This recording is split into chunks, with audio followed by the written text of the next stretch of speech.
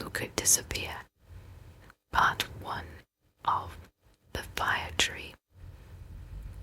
You're not really there, are you? There was a long silence as the little girl hoped with all her heart that there would be no reply. I'm here, the man answered. The little girl sighed. Why will you not leave me alone? Because you are my only hope. Their only hope? What do you mean? I mean that there is nobody else but you who can help me. The little girl sighed again. It was a long, dismal sigh. It was the sigh of a grown woman, well in advance of her few years of life. Cautiously, she looked around to see if there were anybody nearby who could overhear her. They were alone.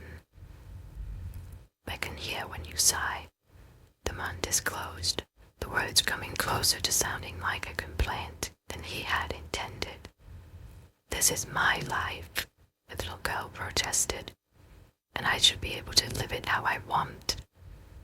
This is my life too, he replied, and I regret that I am a burden to you. This was the first time that he had ever apologized to her. He had woken her up at night with his loud voice. He had made her jump when he spoke unexpectedly while she was doing her chores.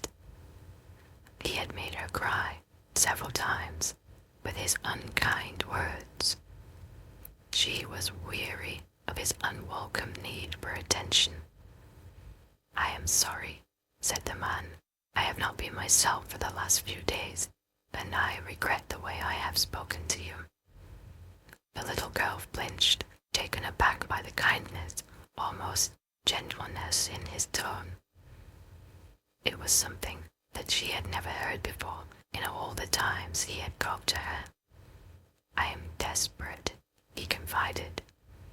She thought about the word desperate. She had never heard it before.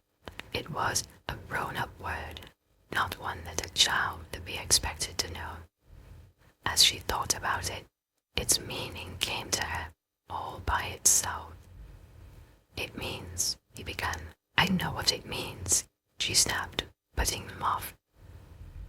She looked around warily, just as she had done when she had first spoken to her 3 long days ago. She did not expect to see him, and she didn't. He was never anywhere she could see him. He always seemed to be close by, but always out of sight. You are young, he said. I thought that you... How have you not known that I am young? She demanded. I am simply guessing by your voice. You have a young voice. You cannot see me. No. Are you blind? Yes. There was a pause as he appeared to think about his reply. I am blind, he declared, but I am not truly blind. I can see, but I cannot see you. She gritted her teeth and grimaced at the stupidity of his reply. You cannot see me? But why is it that I cannot see you? She hissed, suddenly angry. There was a long silence.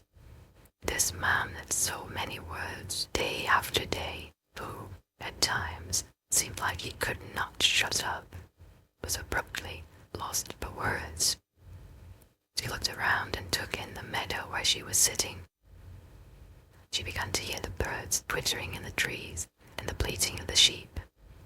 She knew that there was no way that he could be hiding, and yet he remained invisible to her.